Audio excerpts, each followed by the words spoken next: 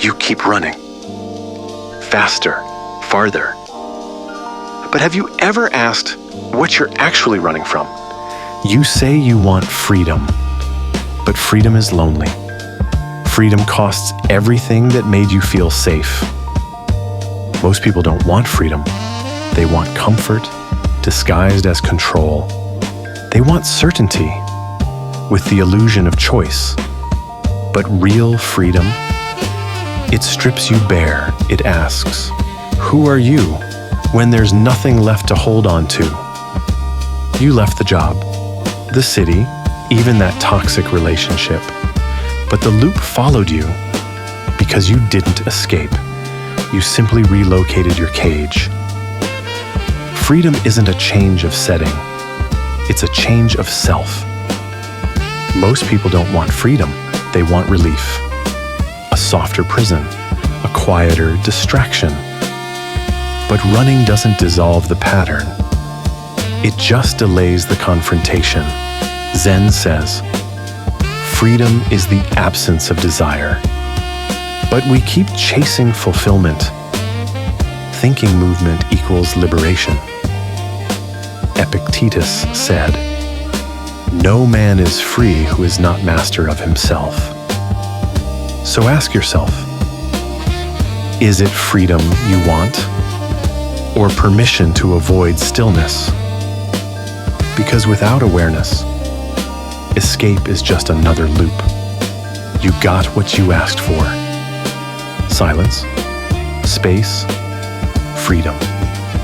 But now the noise is louder, not outside. Inside, that's when the panic starts.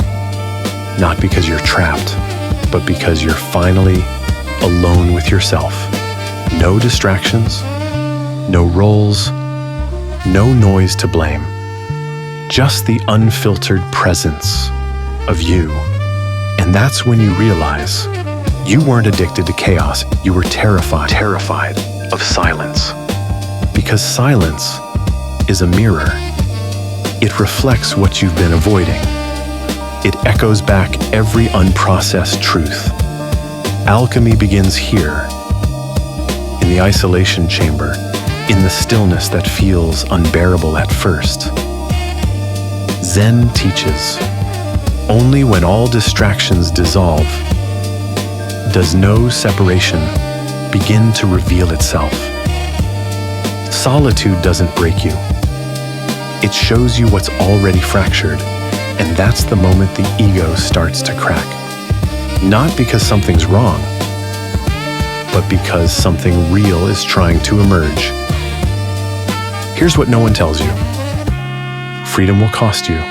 Not just your job, not just your city, not just your relationship. Freedom will cost you your patterns, your roles, your performance.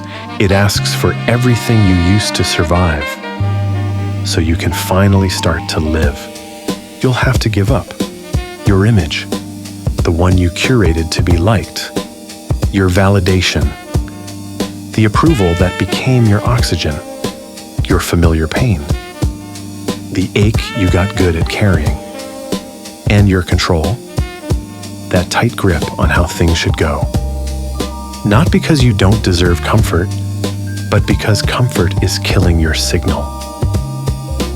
You say you want freedom, but freedom doesn't feel like a reward. It feels like loss, like a shedding, like standing naked in front of your own becoming. And most people run from that moment because it's not glamorous, it's not viral, it's not safe, but it's real. And that's what freedom is. Reality, unfiltered. Life, unmasked. You, unarmored. So how do you stop running? How do you break the cycle? When your nervous system is trained to flee, you stop moving. You sit. No sound, no phone, no performance. You let the stillness ache. And you say this out loud, I will not run today. I will remain with what is real. Feel how your body squirms. That's the habit breaking. Feel how your thoughts rush in. That's the story losing power. Stillness is not inactivity. It's confrontation. It's the moment you finally say, I'm done chasing peace outside myself. Because the chase was the cage all along. This is where freedom begins. Not in the escape, but in the return. You thought freedom was escape, but now you see the truth. Freedom isn't the absence of walls. It's the presence of truth. It's not about getting away. It's about getting honest. When you stop running, life meets you where you are. And that meeting, it's not soft. It's not easy. It's real as real can be. You'll feel the ache of letting go, of masks, of roles, of needing to be liked. But then, you'll feel what's underneath. Stillness. Power. A kind of clarity that doesn't flinch. You don't need escape. You need presence. You don't need distraction. You need direction. You don't need approval. You need alignment. Say it out loud. I don't fear the silence. I am the one who listens. This is the moment most people miss.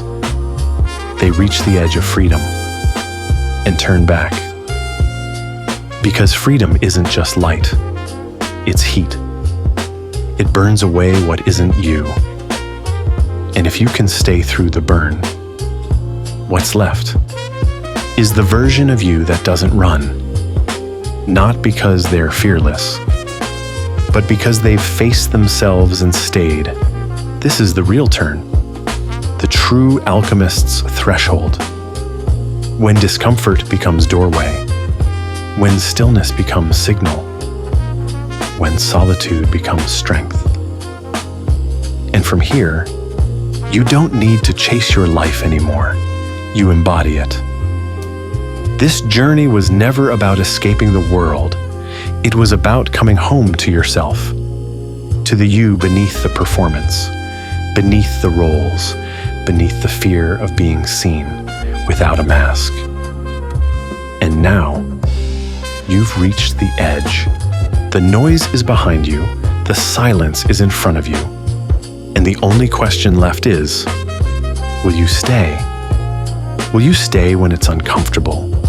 When no one's watching?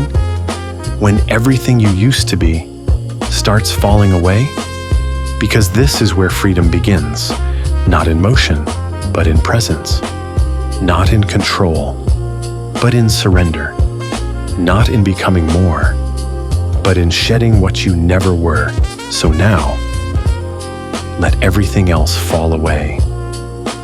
And ask yourself, honestly, what would you be willing to lose to be truly free?